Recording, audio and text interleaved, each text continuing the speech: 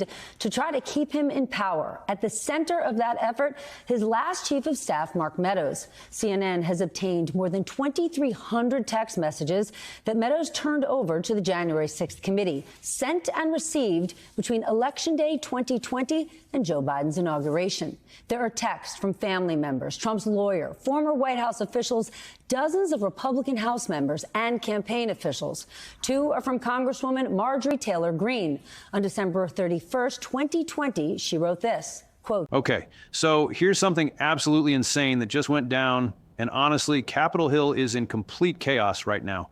We're talking about Mark Meadows, Trump's former chief of staff, one of his closest allies, turning on him in the most dramatic way possible.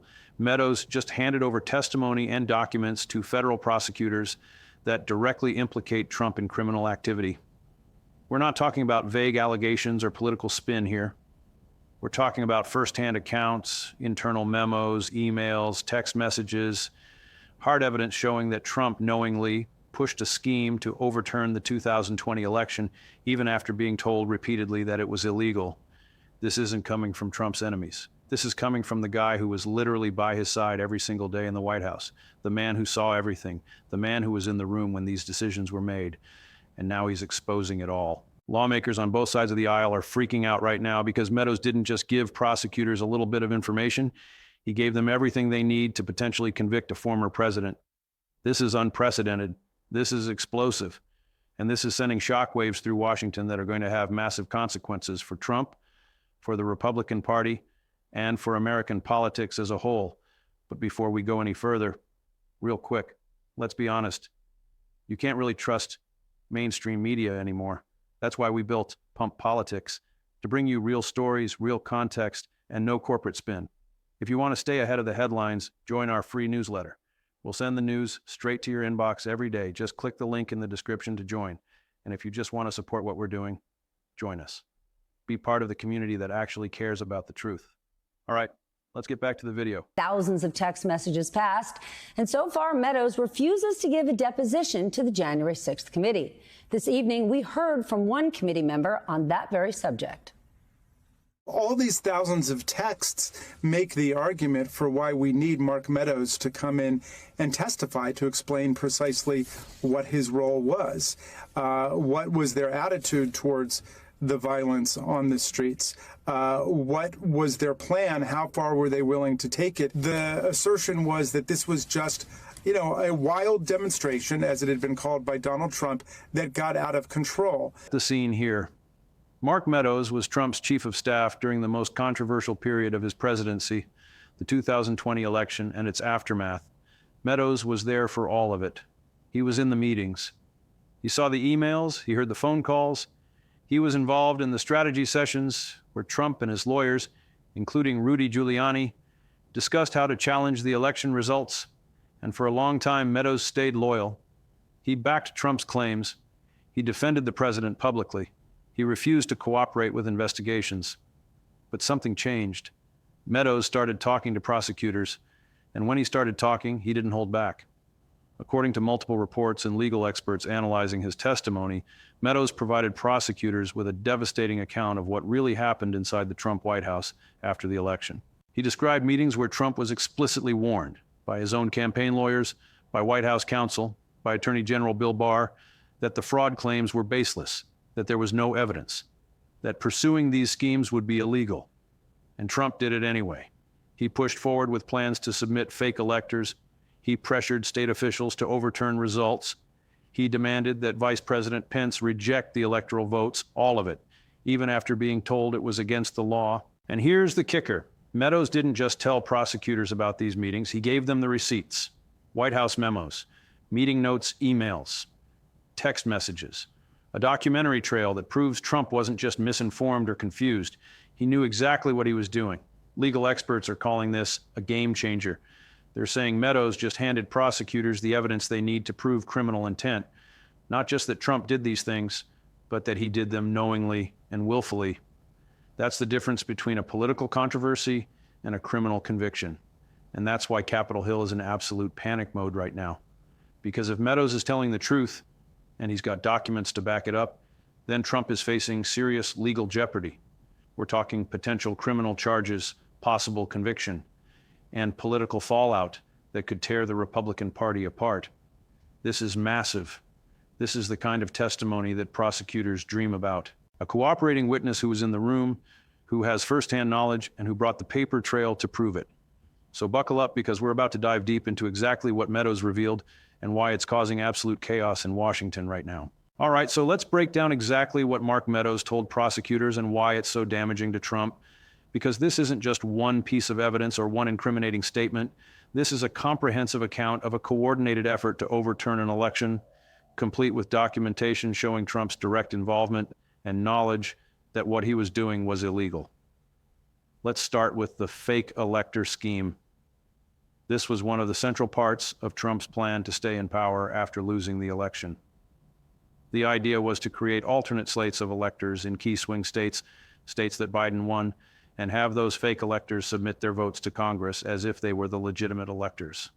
Then, on January 6th, when Congress met to certify the election results, there would be competing slates of electors, creating confusion and giving Trump an argument to challenge the results. Now, this scheme sounds complicated, but it's actually pretty straightforward when you break it down. It's fraud. It's submitting fake documents to Congress. It's conspiracy to obstruct the certification process. And according to Meadows' testimony, Trump was directly involved in planning and executing this scheme. Meadows provided prosecutors with documents showing Trump's involvement, emails coordinating with Rudy Giuliani and other lawyers, memos outlining the strategy, communications directing staff to implement the plan. This isn't circumstantial evidence. This is a paper trail leading directly to Trump. And here's what makes it even worse for Trump. Meadows testified that Trump knew this plan was illegal. Multiple lawyers warned him. White House counsel warned him.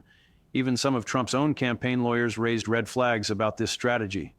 They told Trump that submitting fake electors could be considered fraud, that it could be prosecuted, that it was dangerous and potentially criminal. And Trump's response? He did it anyway. He pushed forward with the plan despite being warned about the legal consequences. That's what Meadows told prosecutors. And that testimony, combined with the documentary evidence, is absolutely devastating because it proves criminal intent. It shows Trump wasn't just acting on bad advice or mistaken beliefs. He knew what he was doing was wrong, and he did it anyway. Legal experts are saying this is exactly the kind of evidence prosecutors need to overcome Trump's likely defense that he genuinely believed the election was stolen. If he believed that, why would his own lawyers be warning him that his actions were illegal? Why would he push forward despite those warnings?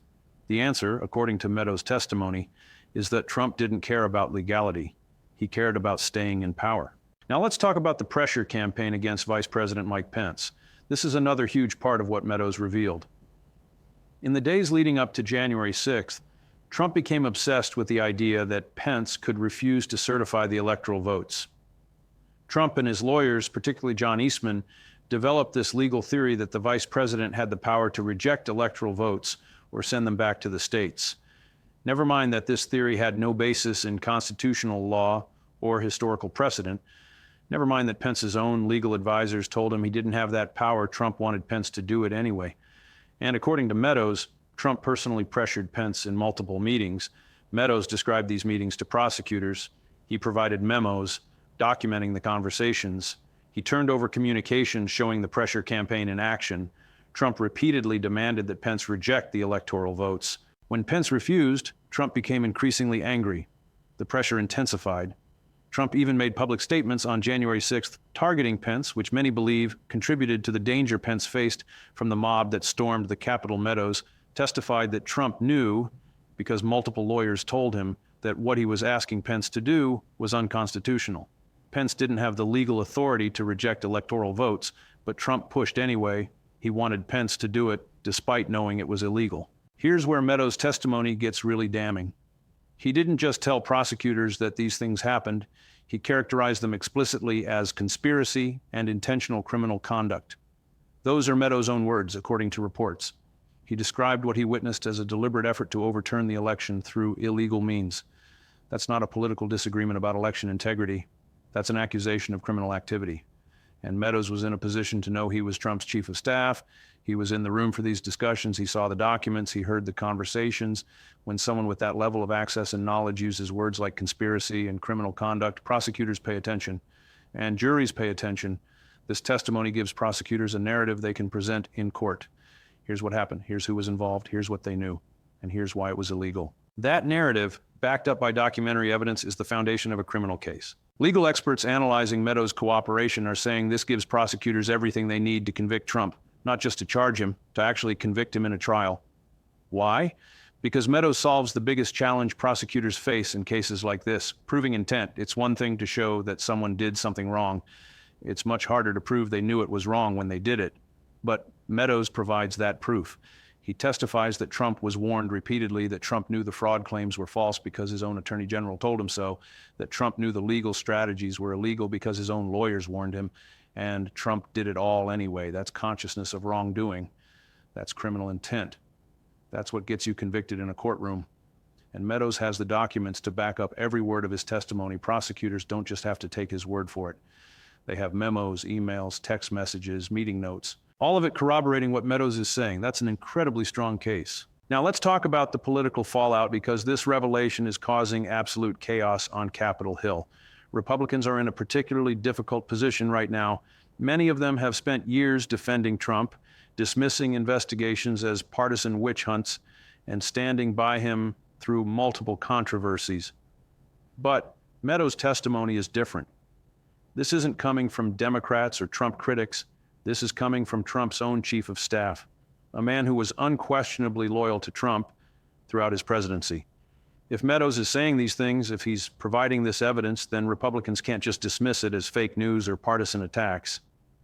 They have to reckon with the fact that one of Trump's closest allies is accusing him of criminal conduct. Some Republicans are already starting to distance themselves from Trump. Not publicly, not yet, but privately. There are conversations happening about what this means for the party. Do they continue to stand by Trump knowing that his own chief of staff has accused him of crimes? Do they wait to see how the legal cases play out? Do they start looking for alternative candidates for 2028? These are the questions being asked right now behind closed doors in Republican circles. Democrats, on the other hand, are seizing on this revelation as vindication of everything they've been saying about Trump.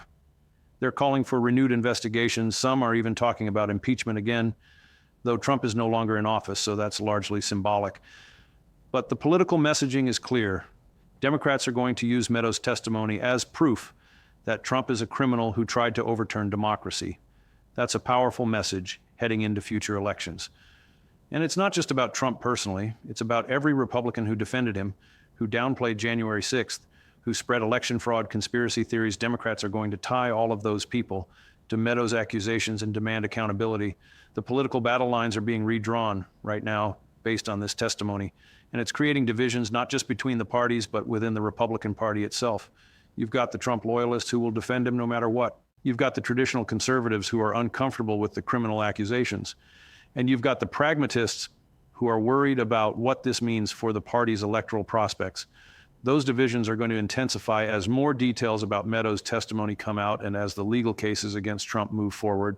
Okay, so let's bring this all together and really analyze what Mark Meadows' betrayal means for Trump, for American politics, and for the future of accountability in our system.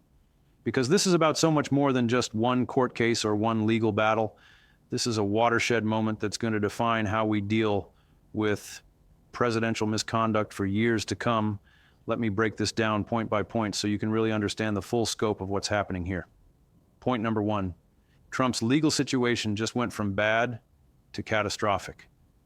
Before Meadows cooperated, Trump's legal team could argue that he was acting on advice of counsel. They could say he genuinely believed the election was stolen. They could claim he was just exercising his rights to challenge the results through legal means. Those defenses just became infinitely harder to make. Because now prosecutors have a witness, Trump's own chief of staff, testifying that Trump knew the fraud claims were false, knew the legal strategies were illegal, and did it anyway. That testimony destroys the good faith defense. It proves criminal intent. And combined with the documentary evidence Meadows provided, it gives prosecutors a case that's going to be very difficult for Trump to beat. Legal analysts are already saying that if this case goes to trial, the odds of conviction just went way up. That's not speculation. That's based on the strength of the evidence Meadows has apparently provided. And here's something else to consider. Meadows' cooperation could trigger a domino effect. Now that one high-level Trump official has flipped and is cooperating with prosecutors, others might follow people who have been resisting cooperation, who have been loyal to Trump. might start thinking about their own legal exposure. If Meadows is telling prosecutors everything and providing documents, then anyone else who was involved in these schemes is potentially implicated. Those people now have a choice: continue protecting Trump and risk prosecution themselves, or cooperate with investigators and try to get more favorable treatment. History shows us that in major criminal cases, once one high-level cooperator comes forward, others often follow. We could be at the beginning of a wave of cooperation that exposes even more details about Trump's conduct. And each new cooperator makes the case against Trump stronger and makes it harder for remaining loyalists to maintain their silence. Point number 2, the consciousness of guilt issue is absolutely devastating for Trump. In criminal law, when prosecutors can show that a defendant tried to cover up their actions or took steps to avoid accountability, that's powerful evidence of guilt. Why would an innocent person need to cover anything up? Why would someone who genuinely believed they were acting legally try to hide what they were doing? Meadows' testimony provides multiple examples of Trump's consciousness of guilt: the secret planning sessions, the warnings from lawyers that Trump ignored, the pressure on Pence to do something Trump knew was unconstitutional, the fake elector scheme that was designed to create confusion and obstruct the certification. All of these actions show someone who knew what they were doing was wrong and did it anyway. And prosecutors are absolutely going to hammer this point in court. They're going to show the jury all the times Trump was warned, all the times lawyers told him his plans were illegal, all the times he pushed forward anyway. That pattern of behavior is incredibly damaging. It shows this wasn't a mistake or a misunderstanding. It was a deliberate choice to break the law. Juries respond to that kind of evidence. When they see someone who was repeatedly warned and ignored those warnings, they understand that person knew what they were doing was wrong. That's the kind of evidence that leads to convictions. And Trump's lawyers are going to have an incredibly difficult time explaining it away. What's their defense going to be? That Trump's own chief of staff is lying? That all these lawyers who warned Trump were wrong? That the documentary evidence Meadows provided is fake? None of those defenses are credible. The evidence is too strong, and it comes from too credible a source. Point number 3, this sets a precedent for holding presidents accountable that we've never seen before in American history. We've had presidential scandals before. We've had impeachments. We've had resignations. But we've never had a situation quite like this. A former president facing serious criminal charges based on testimony and evidence from his own inner circle about actions he took while in office to overturn an election. This is uncharted territory, and how this plays out is going to determine what's possible in the future when it comes to prosecuting former presidents. If Trump is charged and convicted based on Meadows' testimony, it establishes that presidents can be held criminally accountable for their actions in office, that no amount of political power or loyal supporters can shield you from prosecution if you commit crimes. That's an incredibly important precedent. It means future presidents will have to think very carefully about the legal consequences of their actions. They can't just assume they'll be protected by their position or their party. On the other hand, if Trump isn't charged, or if he's charged but not convicted, that sends a different message. It suggests that presidents, or at least former presidents with significant political support, can get away with actions that would land anyone else in prison. That's a dangerous precedent in the opposite direction. It creates a two-tiered system of justice where the powerful play by different rules. So the stakes here go way beyond Trump personally. This case is going to define the boundaries of presidential accountability for generations. And everyone in Washington understands that. That's why there's so much panic on Capitol Hill. Right now, people realize they're watching history being made, and they're not sure which way it's going to go. Point number 4, the political consequences of this revelation are going to reshape American politics in ways we're only beginning to understand. For the Republican Party, this creates an existential crisis. Do they continue supporting Trump knowing his own chief of staff has accused him of crimes? Or do they break with him and risk alienating his base of supporters? There's no easy answer. If Republicans stick with Trump and he's eventually convicted, they'll be seen as the party that defended a criminal that's politically toxic. But if they abandon Trump now, they risk a civil war within the party. Trump's supporters are incredibly loyal. They're not going to forgive Republicans who turn on him. So the party is trapped between two bad options. And that's going to create chaos and division that will affect elections for years to come. We're already seeing some Republicans start to hedge their bets. They're not fully defending Trump, but they're not condemning him either. They're waiting to see how this plays out. But that kind of fence-sitting is only going to work for so long. Eventually, they're going to have to pick a side, and whichever side they pick, there will be consequences. For Democrats, this is a political gift. They get to run on a message of accountability and the rule of law. They get to point to Meadows' testimony as proof that they were right about Trump all along. They get to tie every Republican who defended Trump to his alleged crimes.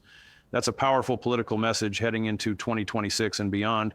But Democrats also have to be careful not to overplay their hand. If they come across as simply prosecuting a political opponent rather than pursuing justice, they risk a backlash. They need to let the legal process play out and focus on the evidence rather than just partisan attacks. The ones who handle this well will benefit politically. The ones who turn it into a circus will hurt their own cause. Point number 5. Let's talk about what happens next, because the legal process is going to dominate the news for months, maybe years. Prosecutors are going to use Meadows' testimony and documents to build their cases. We're probably going to see indictments. If there are going to be charges, they'll come in the next few months. Then we'll have the pretrial phase with motions, hearings, and legal arguments. Trump's lawyers will challenge everything they can. They'll try to get evidence excluded. They'll argue that the charges are politically motivated. They'll delay as much as possible. That's standard criminal defense strategy, especially in high-profile cases. Eventually, if the charges aren't dismissed, and based on what we know about Meadows' testimony, dismissal seems unlikely, we'll get to trial.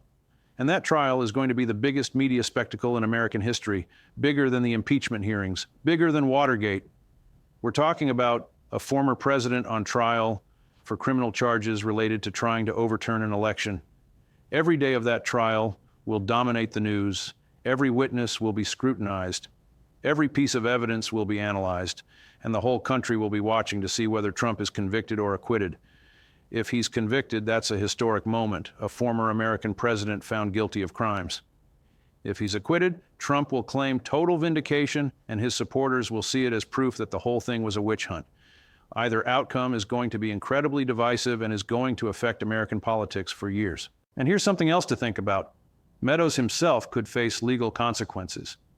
If he was involved in these schemes, and as chief of staff he almost certainly was, then he's potentially guilty of crimes too. The fact that he's cooperating suggests he probably has some kind of immunity deal or plea agreement with prosecutors. He's trading his testimony against Trump for protection from prosecution himself. That's a common strategy in major criminal cases. The prosecutors give immunity to lower-level participants in exchange for their testimony against the main targets. But Meadows isn't really a lower-level participant. He was one of the most powerful people in the Trump administration. So the optics of giving him immunity are complicated. Some people are going to argue that Meadows should be prosecuted too, that he shouldn't get a free pass just because he's willing to testify against Trump. That debate is going to be part of the larger conversation about accountability and justice. Here's the bottom line. Mark Meadows just dropped a bomb on Trump's legal and political future. His testimony and the documents he provided give prosecutors the evidence they need to potentially convict Trump of serious crimes. The fake elector scheme, the pressure on Pence, the repeated warnings that Trump ignored, all of it adds up to a pattern of criminal conduct. And because it's coming from Trump's own chief of staff, backed up by documents, it's incredibly difficult to dismiss or explain away. Capitol Hill is in panic mode because lawmakers understand the magnitude of what's happening. This isn't just another controversy that will blow over. This is a potential criminal conviction of a former president, and that's going to have massive political consequences. For Trump personally, the walls are closing in. His legal options are narrowing. His political support may start to erode as more details come out. For the Republican Party, this creates a crisis that could divide the party for years. And for American democracy, this is a test of whether our system can hold even the most powerful people accountable for their actions. We're living through a historic moment right now. The choices that prosecutors, judges, juries, and politicians make in the coming months are going to define the future of presidential accountability. And it all started with Mark Meadows walking into a prosecutor's office and saying, here's what really happened, and here are the documents to prove it. Can you believe this? This is where we are. A former president's own chief of staff has turned on him and potentially sealed his fate. This is massive, this is unprecedented, and this is just the beginning. Stay tuned, because this story is going to dominate the news for months to come. We're watching the potential prosecution and conviction of a former president unfold in real time. And whatever happens, it's going to change American politics forever.